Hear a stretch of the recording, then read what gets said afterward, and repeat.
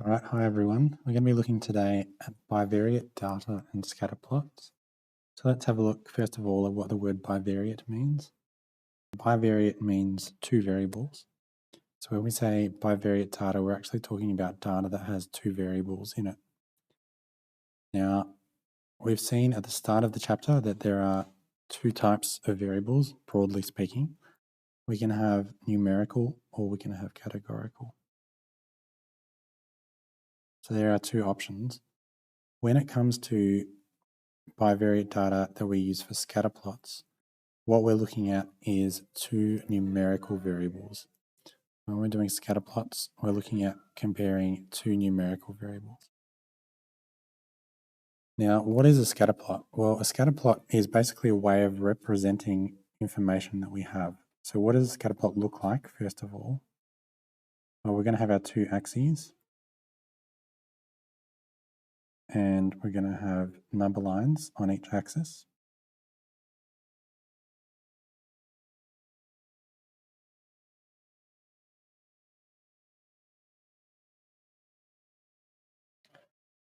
And what we're going to plot on this graph is a whole series of points. And each of these points represents a coordinate. So if you look at this point here has the coordinate 3, 1.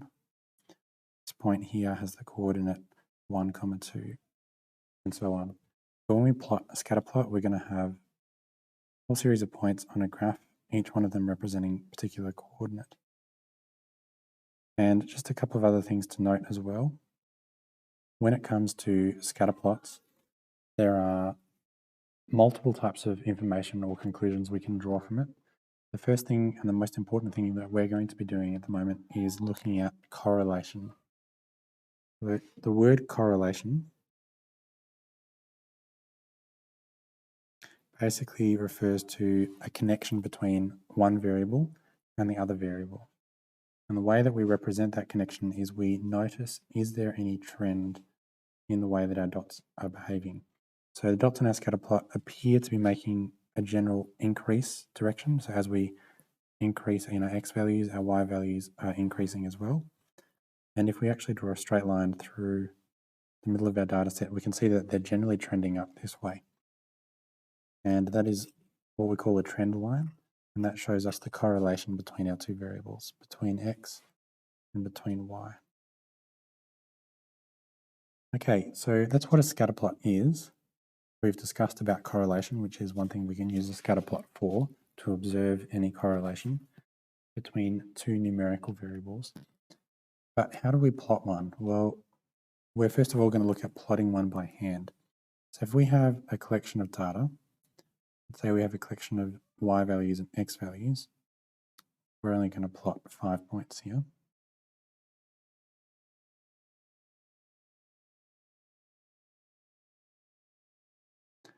We'll have essentially pairs of values.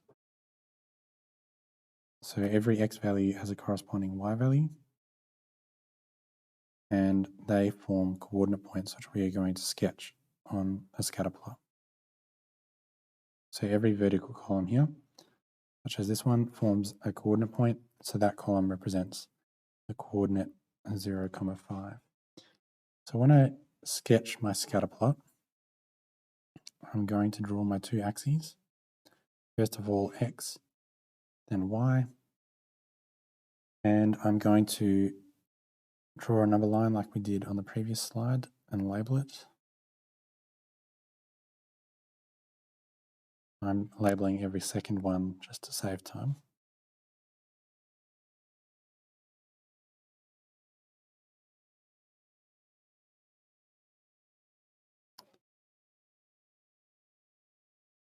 Okay, so let's look at our first point. We had 0, 5.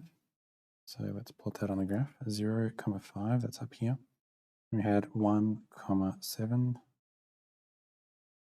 2, 2, 3, 6, and 4, 9. Okay, so we've only got 5 points on that, so we can't easily determine if there is a correlation between the two of them. But if we were to make a rough guess, we would say that the correlation is in that direction. We can't be overly confident because we've only got a small number of data points. But what we've done there is we've looked at how we sketch a scatter plot based on a set of data, and that's how we do it by hand. What we want to look at next is we want to look at something called the strength of the correlation. So if we look over here, we're looking at the strength of the correlation between two variables.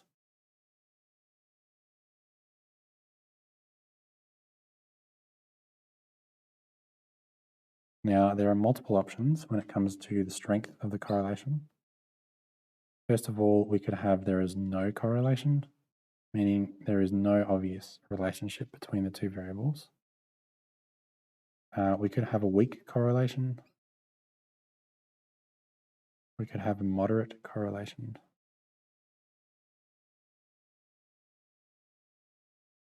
We could have a strong correlation.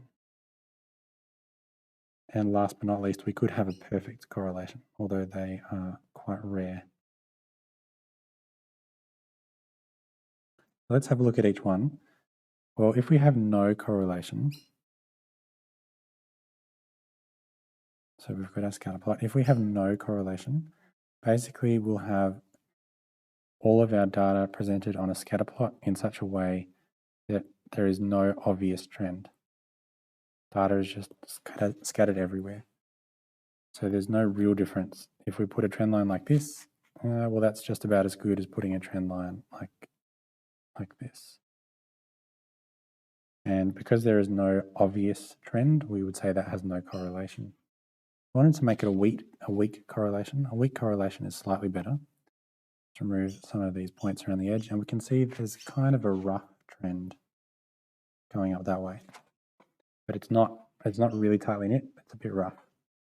Want a moderate correlation? Well, obviously you can probably guess. We'll remove some more of these points on the outside, and that's more of a moderate correlation.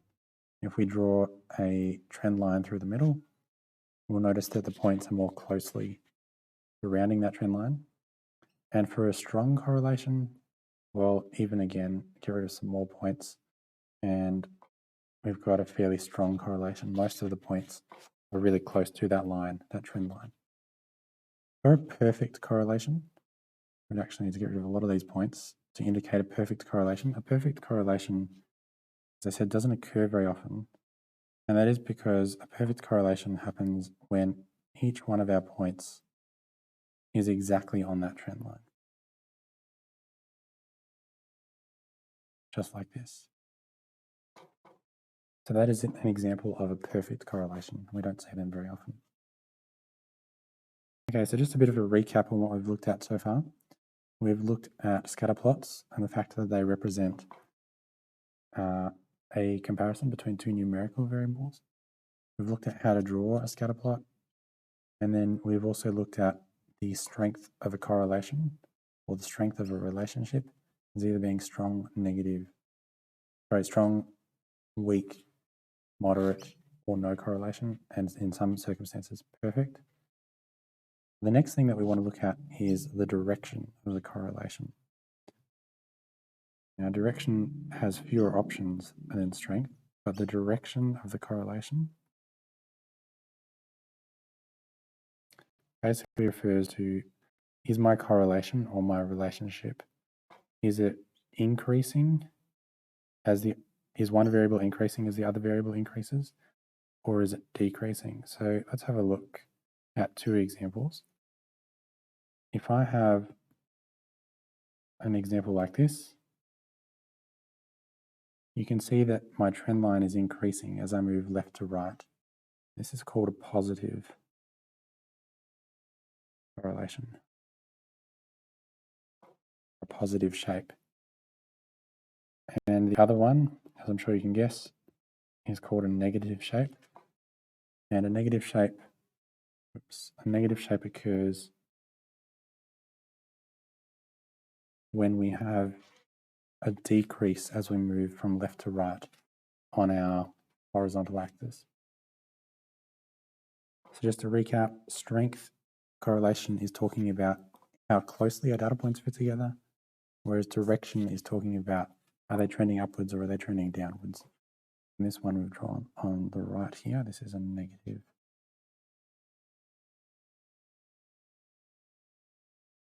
correlation, or a negative direction of the correlation. Okay, so the last thing that we want to look at is the idea of an outlier.